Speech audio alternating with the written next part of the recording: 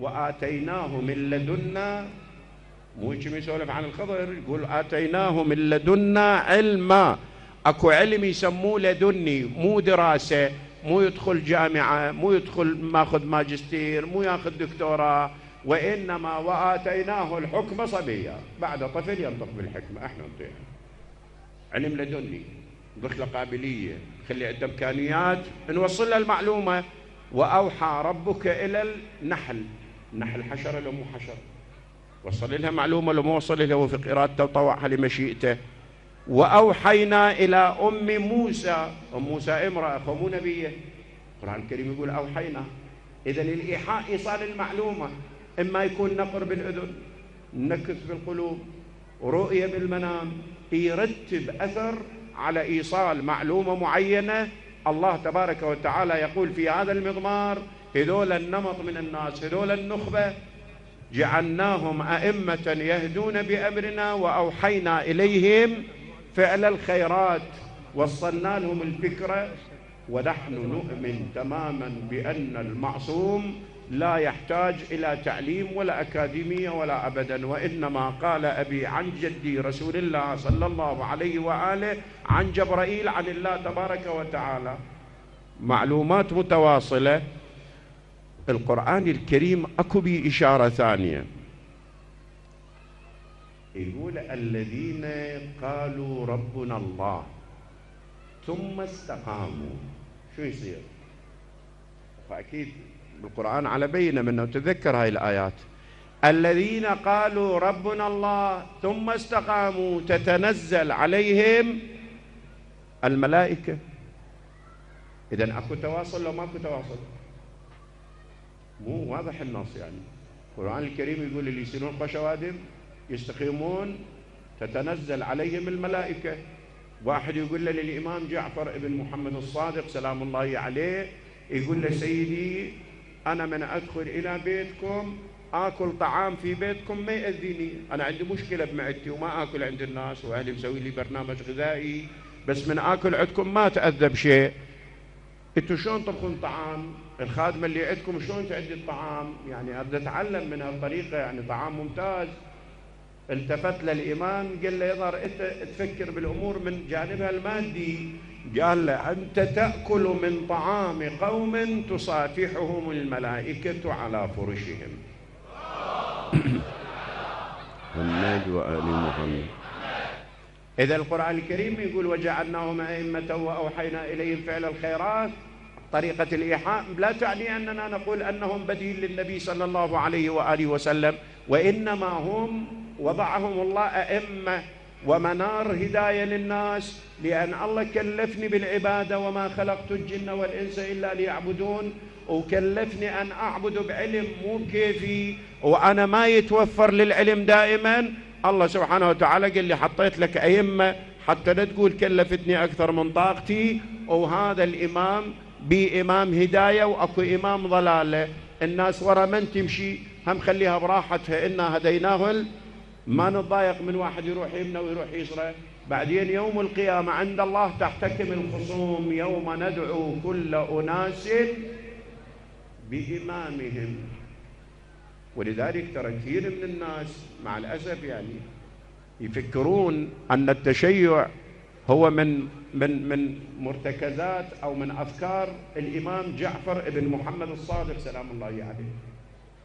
يعني هذول اللي يعتبرون أن الإمام جعفر ابن محمد الصادق سلام الله عليه صاحب مذهب، هذا تدري يحاول أن يقزم أو يحتوي مذهب أهل البيت ويحصره كمذهب خامس إلى جنب المذاهب الأربعة. يعني أبو حنيفة عنده مذهب، أحمد بن حنبل عنده مذهب، الشافعي عنده مذهب، أحمد بن حنبل عنده مذهب، وهذول المذاهب الأربعة إجا الإمام جعفر بن محمد الصادق سوى له مذهب رابع خامس. لا مو شكل. ولذلك أنا أستغرب من بعضنا يفرح يقول والله الأزهر اعتبر المذهب الجعفري مذهب خامس ويجوز التعبد بوفق مقتضياته الشرعية. إذا قال وإذا ما قال. أنا ما عندي مذهب حال المذاهب الأخرى، يعني ولد هذا المذهب ونبع وصار طلع للدنيا سنة 148 لأنه وجهة نظر الإمام جعفر بن محمد الصادق. لا يا سيدي، أيام النبي صلى الله عليه وآله، أيام النبي قاعد بالمسجد مع أصحابه ويلتفت لعلي بن أبي طالب يشير له يقول هذا وشيعته على منابر من نور حولي في الجنة. أيها النبي. الإمام الصادق يعتبر امتداد طبيعي. الإمام الصادق أكمل مسيرة.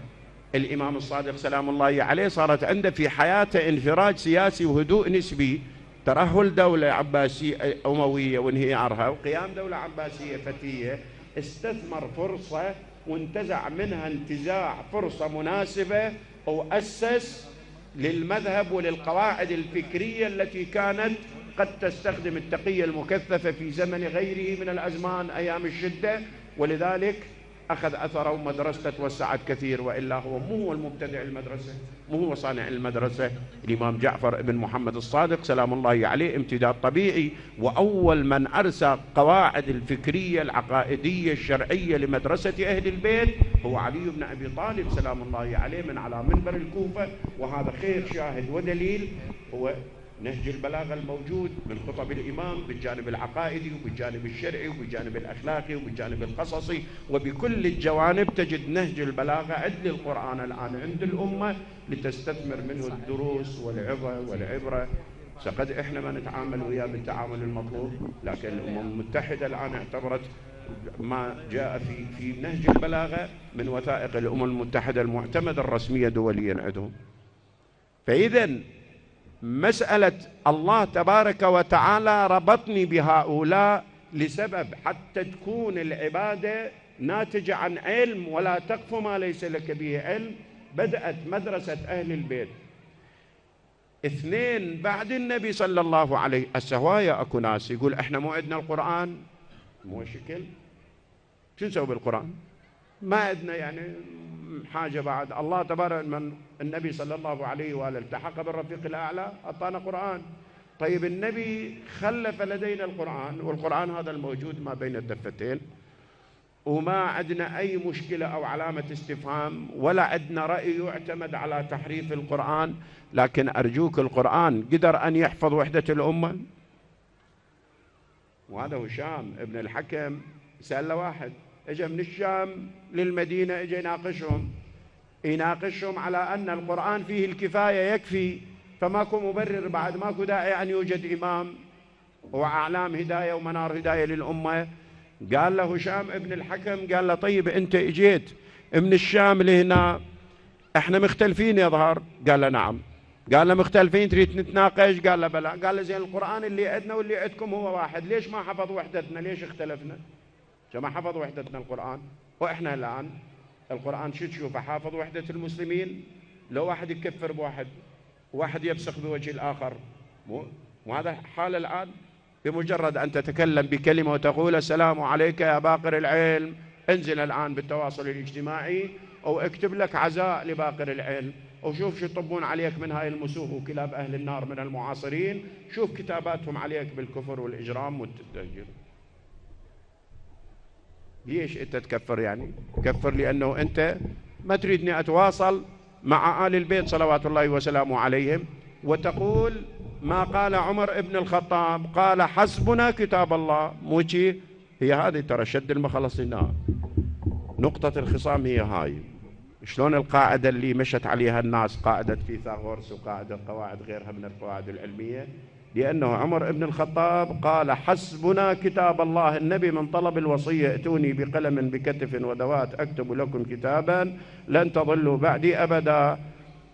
ربك واحد نبي للأمة ويقول لهم أريد أكتب لكم كتاب يحميكم من الضلال. وإحنا ندري من خلال اطلاعنا أن كل الأمم تعرضت إلى ضلال، وكل الأمم تقاتلت فيما بينها، وكل الأمم تمزقت طوائف وفرق، ويجي آخر الأنبياء سيد الأنبياء سيد ولد آدم يقول للأمة أنا راح أكتب لكم كتاب يحميكم من الضلال. صك أمان. مو المفروض يقبلوه بجبهته؟ مو المفروض يقبلوه الرجلة؟ قالوا لا دعوه لقد هجر، حسبنا كتاب الله. هذه المشكلة اللي صدرت، حسبنا كتاب الله. طيب هذا كتاب الله موجود الآن، شنو اللي حصل؟ حفظ وحدة الأمة؟ اثنين، هو نفس